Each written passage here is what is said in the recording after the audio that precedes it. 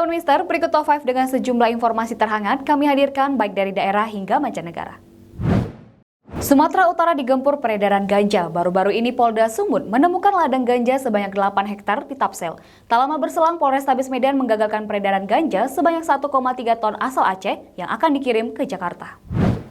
Tim gabungan Ditres Narkoba Polda Sumatera Utara dan Polres Madinah menemukan ladang ganja seluas 8 hektar di Desa Huta Tinggi, Kecamatan Penyambungan Timur, Kabupaten Madinah pada Minggu 11 Desember 2022.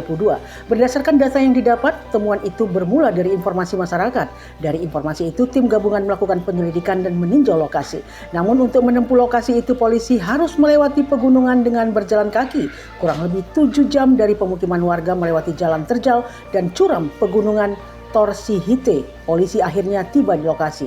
Tim gabungan yang dipimpin Wadir Ditres Narkoba Polda Sumatera Utara AKP Famudin menemukan ladang ganja seluas 8 hektar dan menemukan pohon ganja setinggi 1 meter hingga 2 meter. Tak lama kemudian Polrestabes Medan juga berhasil menggagalkan peredaran ganja sebanyak 1,3 ton ganja kering dalam kemasan di kawasan Simpang Pos di dekat flyover Jalan Jamin Ginting, Kota Medan. Ganja itu dibawa dengan mobil box dan akan diedarkan ke Kota Jakarta. Sedangkan ganja itu sendiri dibawa dari Aceh. Sebelumnya pada bulan Oktober lalu, Satuan Reserse Narkoba Polrestabes Medan menemukan 32 kg ganja yang ditemukan berserak di Jalan Beringin 1 Dusun 7, Desa Tembung, Kecamatan Percut Setuan, Kabupaten Deli Serdang. Pada periode November, Badan Narkotika Nasional Republik Indonesia BNN RI memusnahkan 5 hektar ladang ganja di Kabupaten Mandailing Natal, tepatnya di kawasan pegunungan yang ada di Kecamatan Penyambungan Timur. Banjir masih menghantui wilayah Sumatera Utara. Meluapnya Sungai Padang mengakibatkan banjir di tebing tinggi. Curah hujan yang cukup tinggi selama sepekan terakhir mengakibatkan 4 sungai yang ada di kota tebing tinggi, yakni Sungai Padang, Sungai Bahilang, Sungai Sibarau, dan Sungai Bengawan meluap. Akibat 4 sungai yang meluap itu turut merendam pemukiman warga hampir di seluruh kelurahan di 5 kecamatan tebing tinggi. Banjir yang melanda sejumlah kawasan di kota tebing tinggi meluas. Petugas Badan Penanggulangan Bencana Daerah BPBD Kota Tebing Tinggi mulai mengevakuasi warga ke tempat yang aman. Banjir terparah berada di Kelurahan Sri Padang dan Kelurahan Badak Bejuang. Selain meredam pemukiman, banjir juga meredam pasar dan pusat pertokoan. Akibatnya aktivitas warga terhambat. Banjir yang meredam Kota Tebing Tinggi sudah terjadi sejak Kamis dini hari. Penjabat Wali Kota Tebing Tinggi Muhammad Dimiati turut langsung ke lokasi banjir untuk memastikan penanganan banjir. Banjir yang melanda Kota Tebing Tinggi merupakan banjir kiriman hulu sungai yang berada di Kabupaten Simalungun akibat curah hujan yang tinggi selama sepekan terakhir. Banjir diperparah dengan pendangkalan sungai yang tidak berfungsinya sejumlah pintu air dan pengendalian banjir. Luapan air berasal dari hulu Sungai Padang yaitu Kabupaten Deli Serdang. Luapan air berasal dari hulu Sungai Padang yaitu Kabupaten Serdang Bedagai, Sungai Pispis di Kabupaten Simalungun, Sungai Bahbolon sehingga menyebabkan meluapnya air sungai dan meredam rumah warga. Laporan sementara adapun lokasi yang terdampak di Kecamatan Tebing Tinggi, Kecamatan Rambutan, Kecamatan Padang Hilir dan Kecamatan Bajenis. Ada sebanyak 743 rumah yang turut terdampak banjir. Ada sebanyak 743 rumah yang turut terdampak banjir serta 2.947 jiwa dan 994 kakak yang terimbas akan banjir ini dengan rata-rata tinggi air 30 cm hingga 1 meter. Perhelatan politik menjelang pemilu 2024 sudah mulai menunjukkan tanda-tanda ketidakprofesionalan. Di Kabupaten Mandailing Natal, proses seleksi pemilihan panitia pemilihan kecamatan atau PPK diduga ada kecurangan. Perhelatan politik menjelang pemilu 2024 mulai memanas. Sejumlah partai politik baru yang dinyatakan lulus verifikasi juga sudah melakukan pencabutan nomor urut partai. Kemaskulan akan semakin terasa untuk menunjukkan jati diri dan partai untuk mengambil hati rakyat agar terpilih dan duduk di kursi parlemen serta memenangkan pemilihan presiden. Yang tidak kalah menghebohkan, nantinya pesta rakyat ini juga akan dihebohkan dengan sejumlah kecurangan demi kecurangan. Belum lama ini yang mulai mencuat adalah soal dugaan kecurangan dalam perekrutan anggota panitia pemilihan kecamatan PPK yang dilakukan KPU Tapanuli Tengah.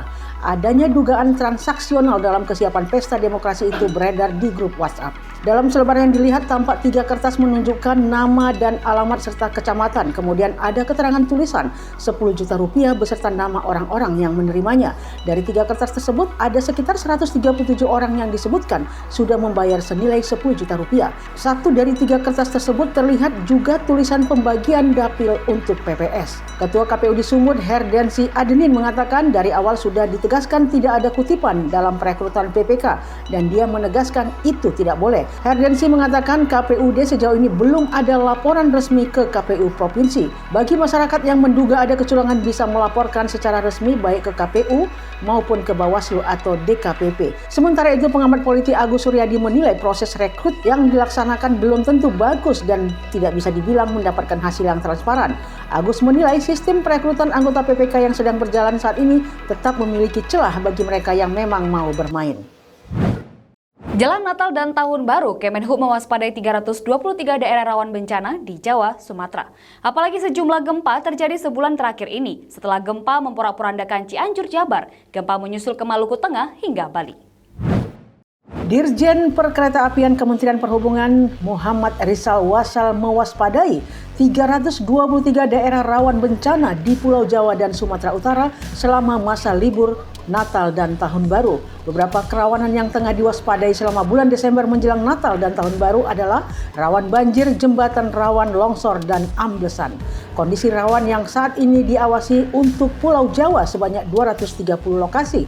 Sementara itu untuk Pulau Sumatera Utara terdapat 93 rawan bencana yang tersebar dari divisi regional Divre 1 sampai 4. Ada 17 lokasi rawan banjir, 14 jembatan rawan, 25 longsor, dan 37 amblesan.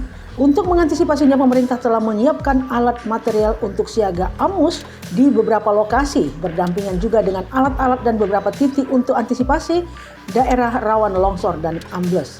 Sebelumnya dalam 1 bulan terakhir Indonesia dihadang bencana gempa. Gempa terdasar terjadi di Cianjur, Jawa Barat hingga menewaskan 600 orang. Sementara tak lama berselang gempa juga terjadi di Maluku Tengah dan Bali dengan magnitudo 5,1. Meski tidak menimbulkan korban jiwa, namun getarannya cukup dirasakan masyarakat sekitar dan mengkhawatirkan.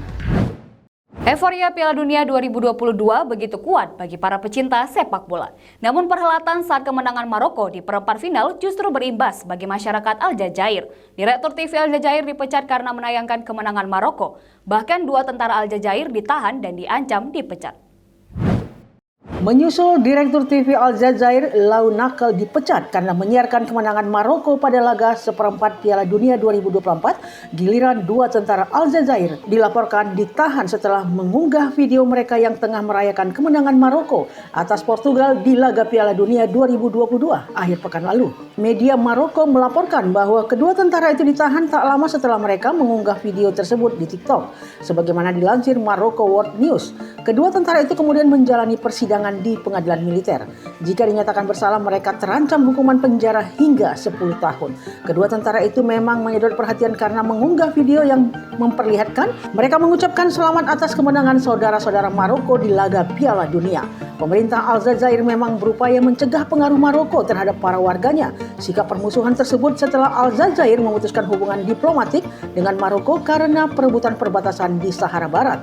Konflik yang meruncing setelah Maroko membuka hubungan diplomatik dengan Israel, negara yang dianggap Aljazair sebagai musuh. Demikian Top 5, jangan lupa tetap update terus informasi terhangat kami di Harian Mistar dan Mistar ID. Saya Vanessa Marpaung, sampai jumpa.